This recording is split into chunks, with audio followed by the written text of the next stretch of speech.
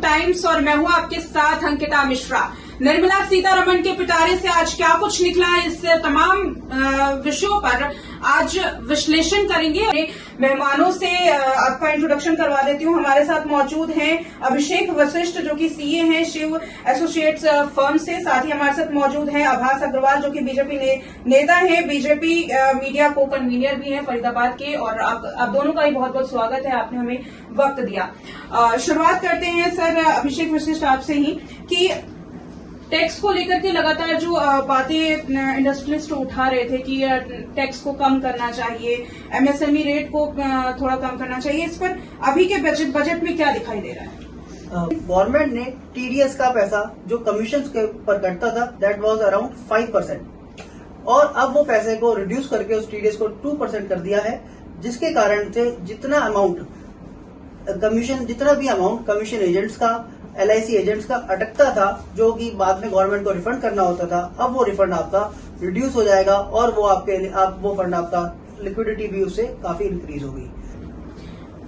आभास जी, पर्यटन के ऊपर सवाल पूछूंगी, लेकिन उससे पहले डायरेक्ट और इनडायरेक्ट जो इनकम टैक्स का होता है, जो टैक्स को हम पे करते हैं, कि क्या कुछ बदलाव आए हैं? सबसे पहले डायरेक्ट टैक्स में देखें तो जैसा अभिषेक सर ने पहले बताया भी कि हम जो स्टैंडर्ड डिडक्शन हमारा 50,000 से 75,000 का हो गया है।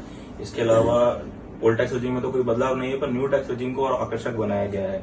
जहां पर पहले हम 3 से 6 लाख पे 5% देते थे, वो 3 से 7 लाख पे हम 5% देंगे।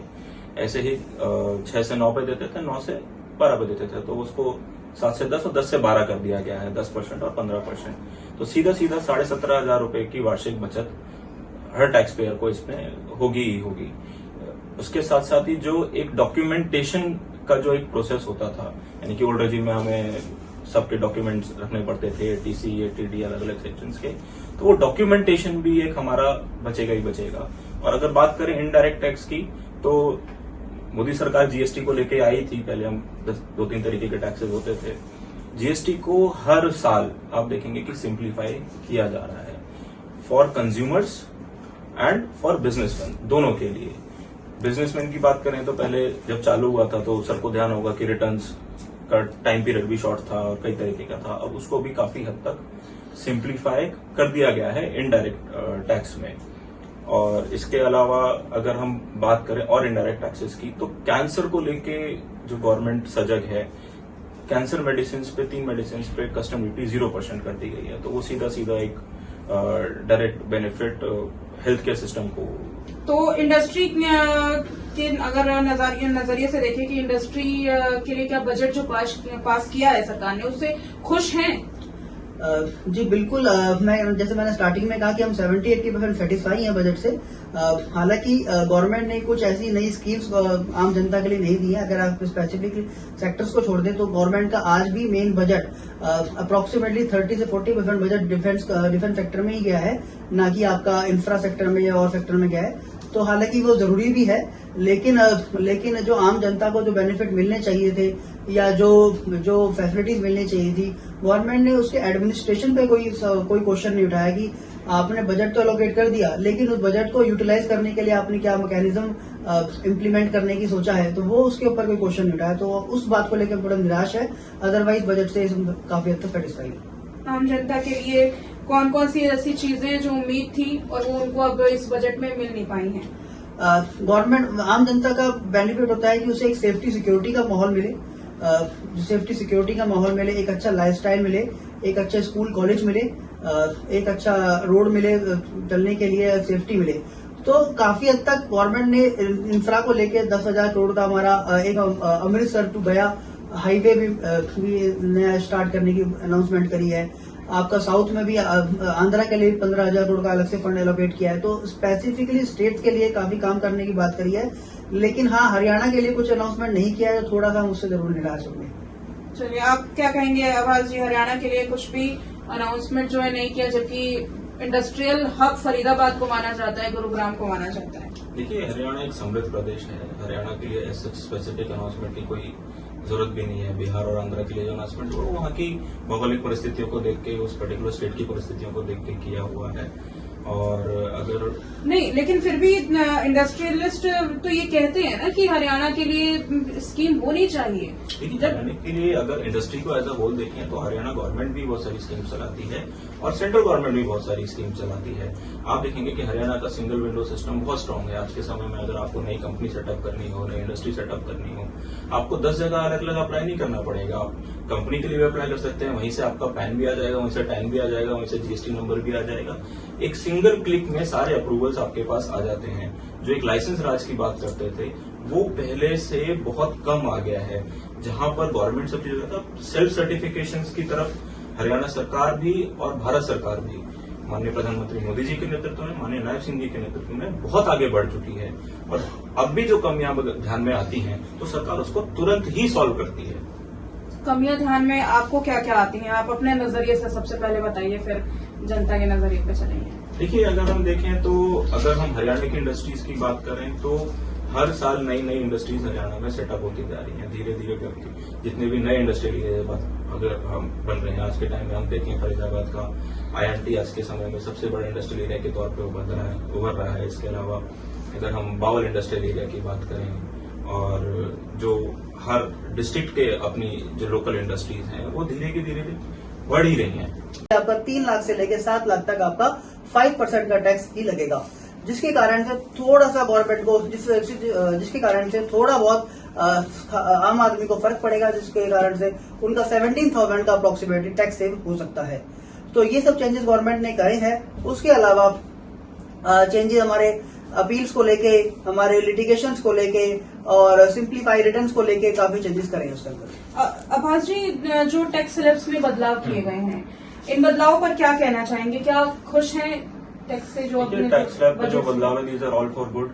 जैसे सबने बताया कि 17,500 का हमारा टैक्स बचेगा, विच रफली ट्रांसलेट्स टू 1,500 पर मंथ। तो एक्स्ट्रा पैसा जब जनता की जेब में जाएगा तो उसके लिए फायदा ही फायदा है। इसके साथ साथ अगर आप चीजों को और परिप्रेक्ष्य में देखें तो जो फर्स्ट टाइम जॉब ज्वाइन करेंगे तो जो यूथ हैं उनके लिए जो बेनिफिट्स लाए हैं कि EPFO का आपका जो बेनिफिट है 3% का, इसके अलावा जो इंटर्नशिप का बेनिफिट है, तो सीधी सी बात है कि लोगों की जेब में ज्यादा पैसा रहेगा तो उनका आमदनी बढ़ेगी और जो खर्चा है उनका वो भी उसमें उनको थोड़ी रियायत मिलेगी। इंटर्नशिप की बात की मैं ये समझना चाहूंगी कि 500 कंपनीज के लिए 1 करोड़ रुपए, 1 करोड़ जो इंटर्नशिप की बात की है, कंपनीज किस टाइप की होंगी वो?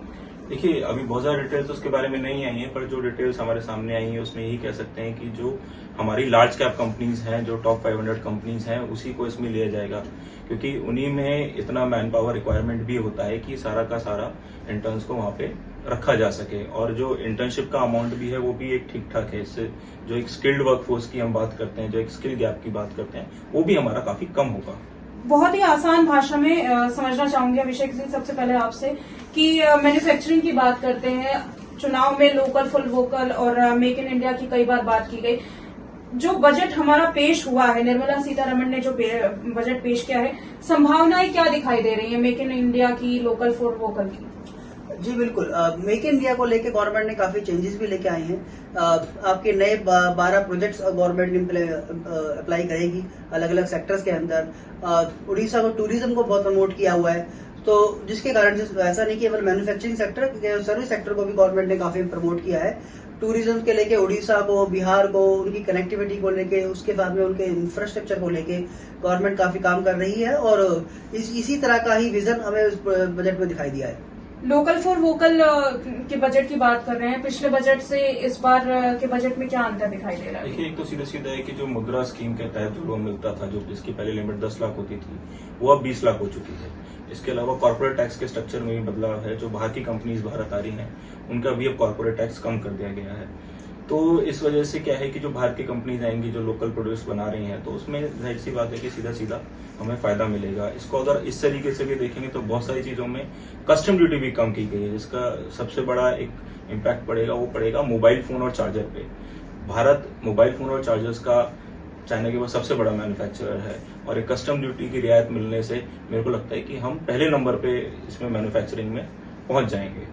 अभी फिलहाल में मैन्युफैक्चरिंग का क्या पूरा एक संरचना क्या है? फिलहाल किस स्टेज पर है भारत? अभी अगर हम देखें तो जो गवर्नमेंट का फोकस है, जो सरकार का फोकस है, वो एमएसएमईज के ऊपर बहुत ज्यादा है। जैसे कहा जाता है कि एमएसएमईज हमारी इकोनॉमी की रीढ़ हैं, तो उनके लिए चाहे लोन की बात हो, चाहे टैक्स की बात हो, उनके लिए सब्सिडीज की बात हो, ड्यूटीज की बात हो और ईज ऑफ बिजनेस की बात हो, इसको गवर्नमेंट हर वर्ष, हर साल, हर महीने कुछ ना कुछ इसमें ईज ऑफ बिजनेस की तरफ हम बढ़ते जा रहे हैं। और हमारा जो मैन्युफैक्चरिंग है, वो एक बहुत बड़ा पार्ट जो चाइना में मैन्युफैक्चर होता था, वो अब भारत में मैन्युफैक्चर होने लग गया है। फॉक्सकॉन की पहले कोई भारत में फैक्ट्री नहीं होती थी, अब फॉक्सकॉन भी भारत में मैन्युफैक्चर कर रहा है। सैमसंग का सबसे बड़ा मैन्युफैक्चरिंग प्लांट आज के टाइम में भारत में है। हमारे फरीदाबाद में ही देखें तो विश्व की 60% से ज्यादा क्रेन फरीदाबाद में बनती हैं। और हेल्थ सेक्टर में की बात करें, हम एस की बात करें, और कॉर्पोरेट टैक्स जो फॉरेन कंपनीज पे घटा के 35% किया है, तो उससे एक बहुत बड़ा बूस्ट मेरे को लगता है कि हमारे मैन्युफैक्चरिंग सेक्टर को भारत में मिलेगा। और हेल्थ सेक्टर में एक बार छोटी सी टिप्पणी। हेल्थ सेक्टर में हम अच्छा कर रहे हैं। हेल्थ टूरिज्म को सीधा सीधा बेनिफिट हमें मिलता ही मिलता है। हेल्थ केयर अगर हम देखें, भारत का हेल्थ केयर विश्व में सबसे अग्रणी है। इसके साथ साथ बहुत सारी चीजों पे कस्टम ड्यूटी कम की गई है। कुछ दवाइयों पे तो कस्टम ड्यूटी को 0 कर दिया गया ताकि सीधा सीधा हमारे जो पेशेंट्स हैं, मरीजों को फायदा मिले। अभी इनोवेटिव चीजों के लिए है कुछ बजट में, स्किल्स बढ़ा सके जैसे? जी, स्किल अपग्रेडेशन के लिए सरकार प्रोग्राम लाई है। इसके अलावा अगर हम बात करें इंडस्ट्रीज की, तो एक जो टॉपिक हमारा है कि डिफेंस को लेकर 4.5 लाख करोड़ का बजट मोटा मोटा आया है। और उसमें एक बहुत महीन बात नोट करने की है कि जो डिफेंस का बजट आया है, उसमें एक बहुत बड़ा सेक्शन ऐसा है कि जो मेक इन इंडिया होना चाहिए। पहले जहां पर हम सारा का सारा इंपोर्ट करते थे, आज के समय की अगर हम बात करें तो 50% से ज्यादा चीजें हमारी भारत में ही बन रही हैं। पहले एक गोली के लिए भी हमें बाहर के देशों की तरफ देखना पड़ रहा था। आज सारा का सारा जो हमारा डिफेंस है, जो राइफल्स हैं, जो गन है, वो भारत में मैन्युफैक्चर हो रही है। जो डिफेंस कॉरिडोर की हम बात करें तो सीधा सीधा जो इंडस्ट्री है वो यहीं सेटअप हो रही है। फटाफट अंदाज में सर आपसे जानेंगे कि बजट में कौन कौन सी चीजें महंगी हुई हैं और कौन कौन से सस्ते? जी जरूर। मोबाइल फोन हमारे यहाँ पे जरूर सस्ते होंगे, क्योंकि आप कस्टम ड्यूटी रिड्यूस कर देंगे। जो भी उसके अंदर की चिप है, जो भी अंदर का मटेरियल यूज होता है, अगर वो आप कम रेटों पे इंपोर्ट कर पाएंगे तो डेफिनेटली आपका रिडक्शन होगा। आपकी मेडिसिन जरूर सस्ता होगा। आपका प्लेटिनम, गोल्ड अगर आप देख पा रहे हैं, अगर आप तो गोल्ड के रेट ऑलरेडी मार्केट में नीचे आ गए हैं। प्लेटिनम जो हमारा एक अच्छा पार्ट प्ले करता है, प्लेटिनम, तांबा, वो उसके रेट रिड्यूस होंगे। तो इसी तरीके से ये जो आइटम्स होते हैं, ये core of the manufacturing setup होता है, जिसके रेट कम होने से आपके मैक्सिमम सभी चीजों के कुछ न कुछ रेटों में जरूर ही कमी आएगी। आखिरी सवाल की ओर बढ़ रही हूँ और दोनों से एक एक प्रतिक्रिया बहुत छोटी। पहली तो जीडीपी ग्रोथ रेट, इससे क्या होगी? और जो $5 ट्रिलियन की जो इकोनॉमी बनाने का सरकार ने कहा था, कैसे देख रहे हैं, पूरा हो पाएगा इस बजट से? देखिए, जैसे इकोनॉमिक सर्वे में माननीय वित्त मंत्री जी ने बताया कि 7% का हम GDP growth rate next financial year में एक्सपेक्ट कर रहे हैं और $5 ट्रिलियन की इकोनॉमी है, हम उसकी तरफ धीरे धीरे एक बढ़ ही रहे हैं। उसमें कहीं कोई दो राय नहीं है। हम देख भी सकते हैं, अगर हम अपने स्पेंडिंग पैटर्न्स को भी देखें, हम अपनी सेविंग पैटर्न को भी देखें, डाइवर्सिफिकेशन भी देखें, और बाहर की जो कंपनीज इंडिया में इन्वेस्ट कर रही है, तो 5 ट्रिलियन इकोनॉमी को हम बहुत ही जल्दी अचीव कर लेंगे। आपको क्या लगता है ऋषभ सर? जब बजट मैडम ने स्टार्ट किया तो उनका विजन था कि 2047 डेवलप्ड कंट्री। तो इस बजट के साथ स्टार्ट किया था कि अगर ये जो बजट है, ये केवल 1 साल का बजट आपको डेवलप कंट्री नहीं बना सकता। उसके लिए आपको हार्डकोर हार्डवर्क चाहिए, आपको फॉर द मल्टीपल ईयर्स, जो कि उसके लिए कुछ स्टेप्स गवर्नमेंट ने जरूर लिए हैं। आपने हेल्थ सेक्टर के लिए काम किया है, आपने एग्रीकल्चर के लिए काम किया है, आपने स्टेप लेने चाहिए, और आपने डिफेंस के लिए अपना मजबूत रखना चाहिए। तो जिसके कारण से हाँ, डेफिनेटली डेवलप कंट्री की तरफ एग्रेसर हो रहे हैं। लेकिन साथ में गवर्नमेंट को इम्प्लीमेंटेशन की तरफ भी कुछ ना कुछ प्लान जरूर बताना चाहिए था, कि ना कि केवल आपका जो प्लान है, लेकिन उसको एग्जीक्यूट कैसे करेंगे उसकी तरफ भी आपको थोड़ा सा फोकस रखना चाहिए था। बहुत बहुत शुक्रिया आभास जी आपका, अभिषेक जी आपका हमारे प्रोग्राम में जुड़ने के लिए, और टैक्स को लेकर के बहुत ही साफ तरीके से बताया कि कैसे टैक्स में गिरावट आई है और क्या क्या चीजें जो हैं वो आम जनता को इस बार टैक्स में से मिलने वाली हैं। फिलहाल आपका क्या कहना है, कमेंट करके अपनी राय जरूर दीजिएगा। फिलहाल वीडियो ज्यादा से ज्यादा शेयर कीजिए, अपनी राय हमारे साथ साझा कीजिए। देखते रहें टाइम प्लस टाइम्स।